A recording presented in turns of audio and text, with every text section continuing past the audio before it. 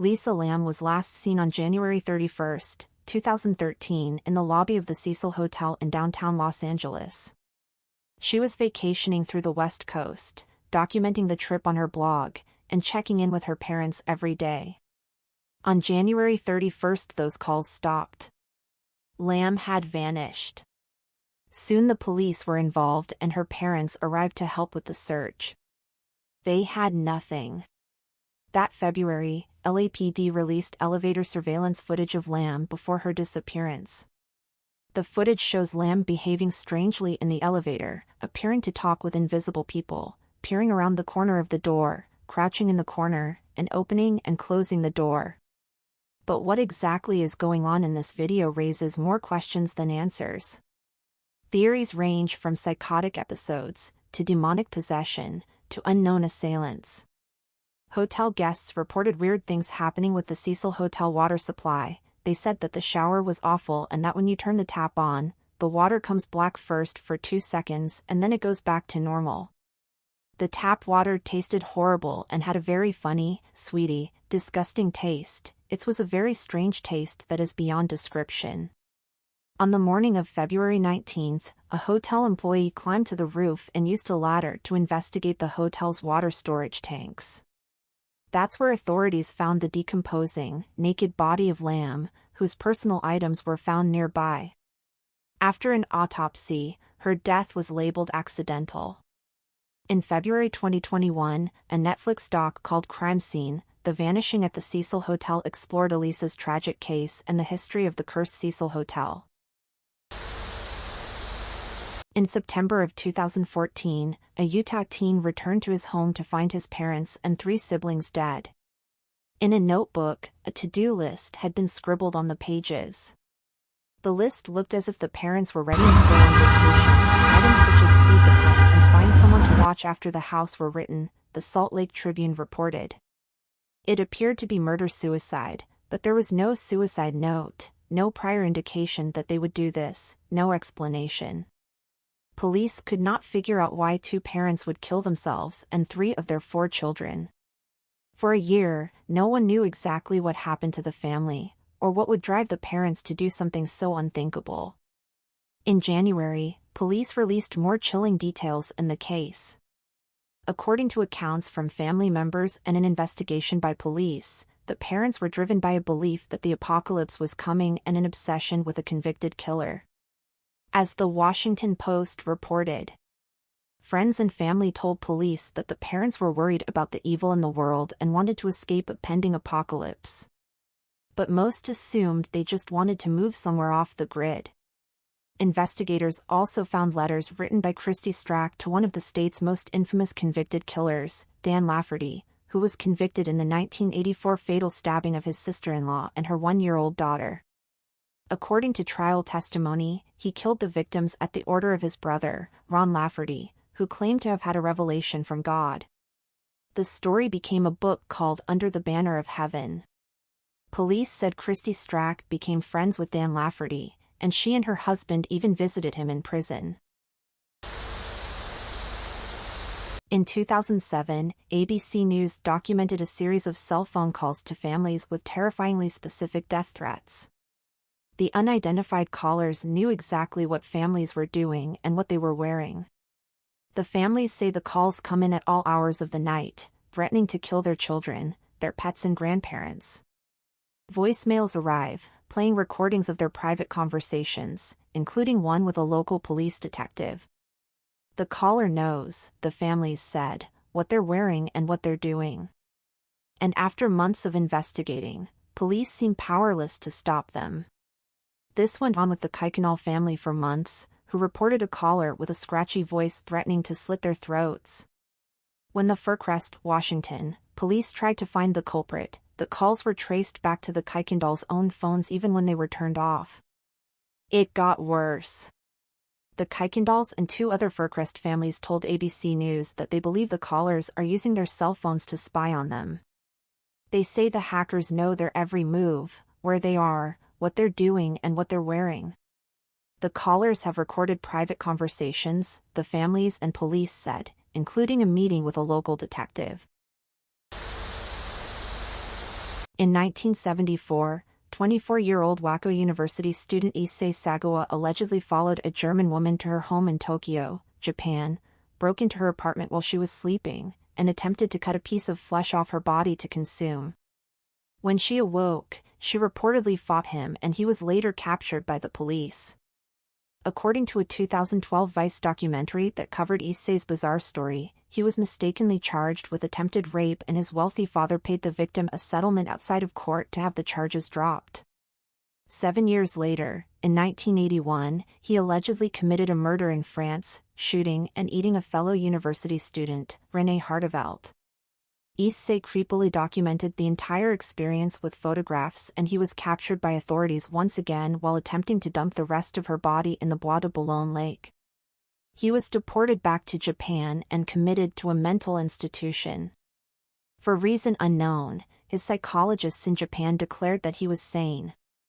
Furthermore, a legal technicality involving the French government refusing to turn over the documents from his case meant that his murder charges were dropped completely. He checked himself out of the mental hospital and has reportedly been walking the streets as a free man ever since. Issei has even become a controversial celebrity, writing over 20 books. According to Japan Today, he most recently fantasized about an unnamed TV actress, saying, "I'll catch a glimpse of her thigh and think, that sure looks tasty. But I don't feel like I actually want to eat it. As I accomplished the act of cannibalism once, there's no meaning to maintaining the desire for it anymore." In my book, I wrote that human flesh, was tasty, but that was not really true. I'd much rather eat Matsuzaka, Kobe, beef. But because I desired to consume human flesh for so long, I'd managed to convince myself that it would necessarily be delicious. Issei Sagawa was also referenced in the Rolling Stones song Too Much Blood, with the lyrics reading, "And when he ate her he took her bones slashed to the Bois de Boulogne." He is currently 73 years old and continues to live in Kawasaki City, Japan. To this day, no one knows why France did not allow Japan to give him a trial. When Brad Culp was a student at Miami University in Oxford, Ohio, there was a rumor that the town was one of the most haunted places in America. When Culp started an on-campus magazine, he couldn't wait to write about several of the area's most famous phantoms. Not long after his story published, though, he kept finding himself thinking about one ghost in particular, the ghost of Oxford Milford Road. As the story goes, many decades ago, probably sometime in the 1940s, there was a young man courting a young woman in a rural part of town. Because the woman's parents didn't approve of the match, each night he visited under the cover of darkness. After her parents went to bed, the young woman would sneak out of her farmhouse and flash the lights of her parents' car 3 times. Then her young suitor would ride his motorcycle down the road.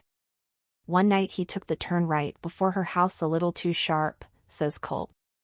The motorcycle went one way, he went the other. His injuries were so severe that he did not survive. Rumor has it, however, that his love-struck ghost still haunts this stretch of Milford Road. Curious, Culp, his girlfriend, and a friend decided to head up there one night to see if they could verify the tale. His girlfriend was worried she'd be completely freaked out. "She believes more in that stuff than I do," Culp says. But he was mostly concerned that his suspicions, that none of this was actually true, would be confirmed.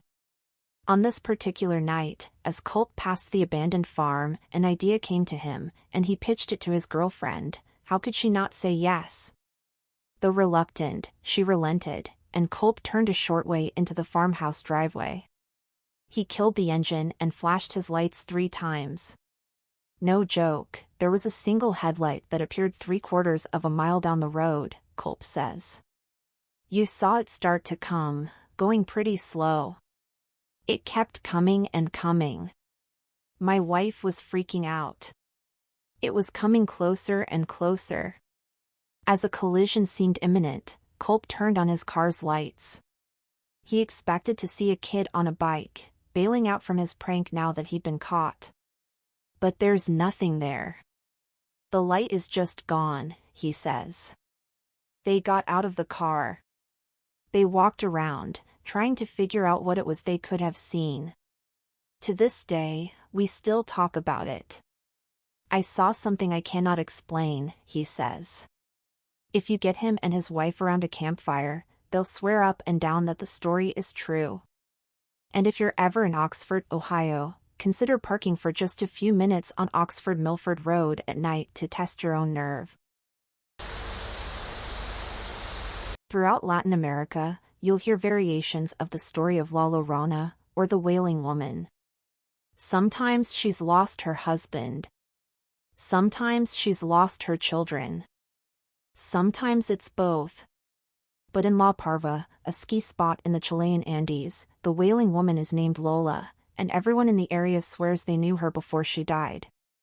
A local restaurant owner said he dated her, pro skier Drew Tabka says, adding that the ski patroller he heard the story from pointed at the exact hut where this tale takes place.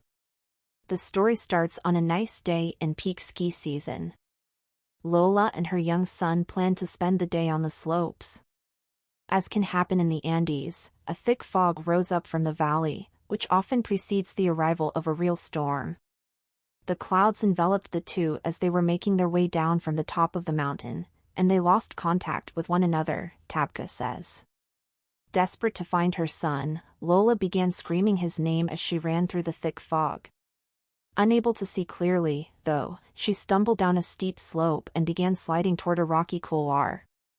By chance, a local lift operator who was returning to his cabin came across her body.